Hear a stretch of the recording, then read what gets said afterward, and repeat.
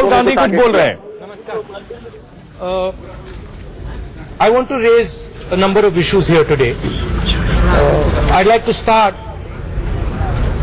with Kerala, where the Prime Minister of this country has insulted the people of Kerala. He has stopped our Chief Minister from going to a function. The Chief Minister of Kerala represents the people of Kerala.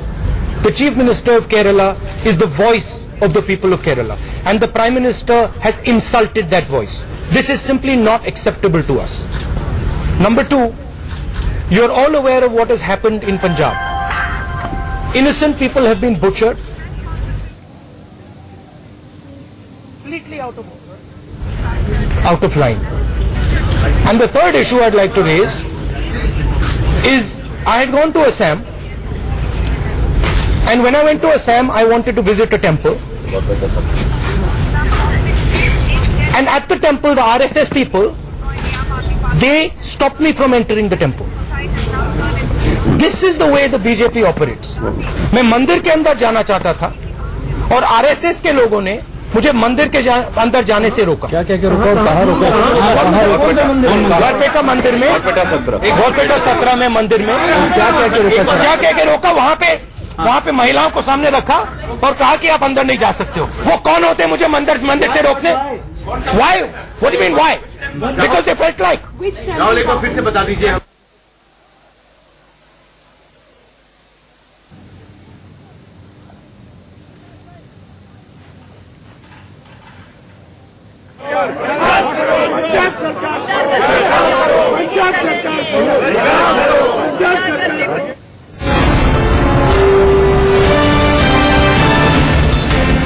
और इस बीच बड़ी खबर यह है कि राहुल गांधी ने RSS को target किया है। राहुल गांधी ने कहा है कि मुझे मंदिर जाने से आरएसएस ने रोका।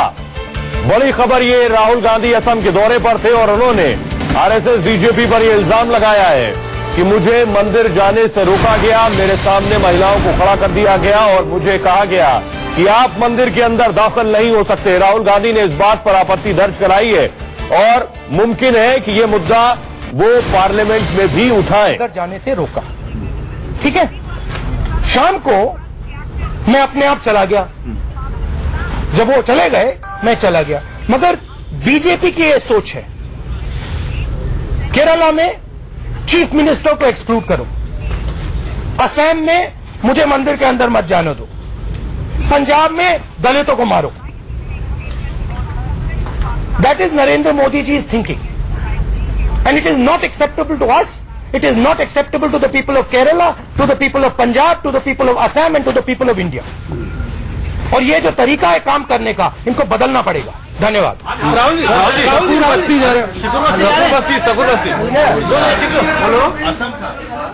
तो राहुल गांधी ने की है बड़ी बात। राहुल गांधी ने कहा है कि आरएसएस ने मुझे मंदिर में जाने से रोका। राहुल गांधी पिछले दिनों असम के दौरे पर थे और उस दौरान राहुल गांधी एक मंदिर जाना चाहते थे। राहुल गांधी जैसे ही उस मंदिर में दाखिल होने वाले थे, उससे पहले राहुल गांधी को रोका गया और कहा गया कि आप अंदर नहीं जा सकते। राहुल गांधी के मुताबिक कुछ महिलाओं को सामने खड़ा किया गया और राहुल से अंदर न आने को कहा गया। बरपेटा में मंदिर जाने से उन्हें रोका गया। राहुल गांधी ने क्या कुछ कहा, फिर से सुनिए एक बार। What has happened in a number of issues here today. I'd like to start with Kerala, where the Prime Minister of this country has insulted the people of Kerala. He has stopped our Chief Minister from going to a function. The Chief Minister of Kerala represents the people of Kerala.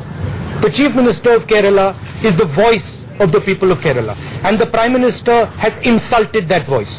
This is simply not acceptable to us. Number two, you're all aware of what has happened in Punjab. Innocent people have been butchered. This is completely out of order, out of line. And the third issue I'd like to raise is I had gone to Assam, and when I went to Assam, I wanted to visit a temple. And at the temple, the RSS people, they stopped me from entering the temple. This is the way the BJP operates. मैं मंदिर के अंदर जाना चाहता था और RSS के लोगों ने मुझे मंदिर के अंदर जाने से रोका। क्या क्या क्या रोका और कहाँ रोका? गौरपेटा मंदिर में, गौरपेटा 17 में मंदिर में क्या क्या क्या रोका? क्या कह के रोका? वहां पे महिलाओं को सामने रखा और कहा कि आप अंदर नहीं जा सकते हो। वो कौन होते हैं मुझे मंदिर से रोकने? Why? What do you mean why? Because they felt like. Rahul, एक बार फिर से बता दीजिए। A number of issues here.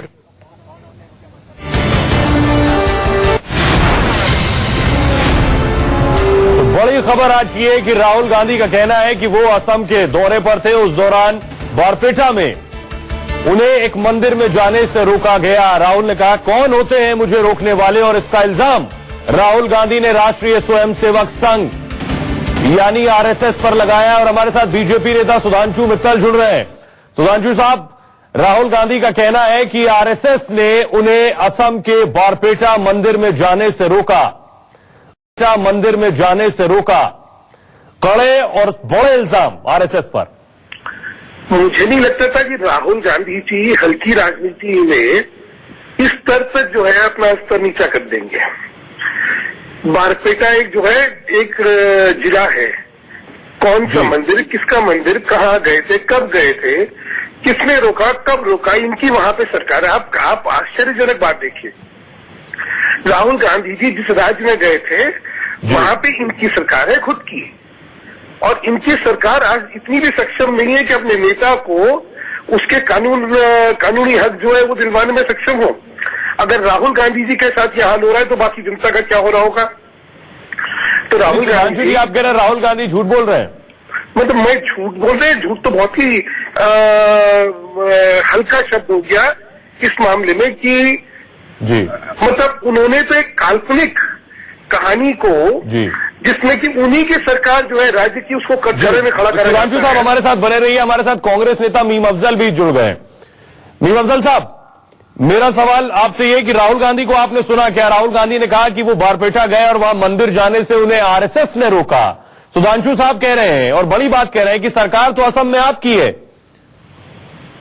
जी हाँ, सरकार हमारी हो सकती है जी, लेकिन उन्होंने जो बात कही है पूरे वसूख के साथ कही है, और मैं समझता हूँ इस पर मुझसे रिएक्शन लेने की बजाय जी, जो राहुल जी का बयान आपने दिखाया उसको समझने की जरूरत है। पूरा देश जानता है कि भारतीय जनता पार्टी की सरकार और आरएसएस इस वक्त पूरे मुल्क में क्या कर रहे हैं। नहीं तो सुधांशु जी को मीम अफजल साहब ये बात समझाइए।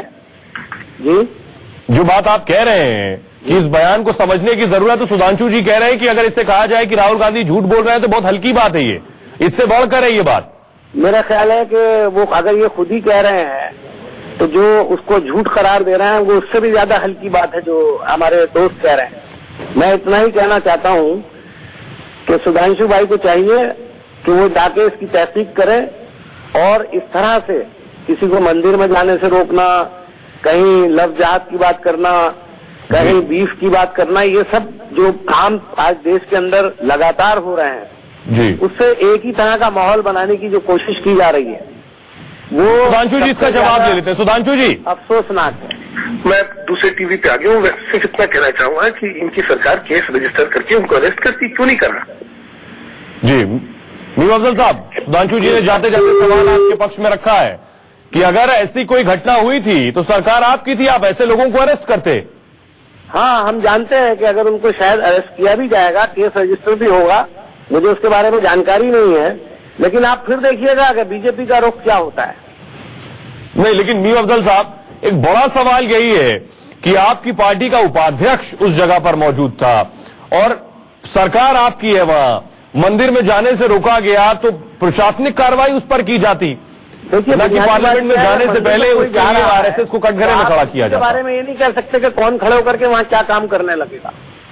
जी, तो इस तरह से अचानक वहां पहुंचकर औरतों के जरिए से उनको रोकने की जो कोशिश की गई है वो अपने आप में ये बताती है कि किस तरह की सोच के लोग हैं। जी, लेकिन इससे पहले कुमारी शैलजा भी इस तरह की बात उठा चुकी हैं पार्लियामेंट में, उसके बाद उस पर जवाब अरुण जेटली ने भी दिया था। बहुत बहुत शुक्रिया इस तमाम जानकारी के लिए। मीम अफजल कांग्रेस नेता ये कह रहे थे कि जो कुछ भी हुआ है इसमें आरएसएस का हाथ है और इसे समझने की जरूरत है। क्या कुछ राहुल गांधी ने कहा है।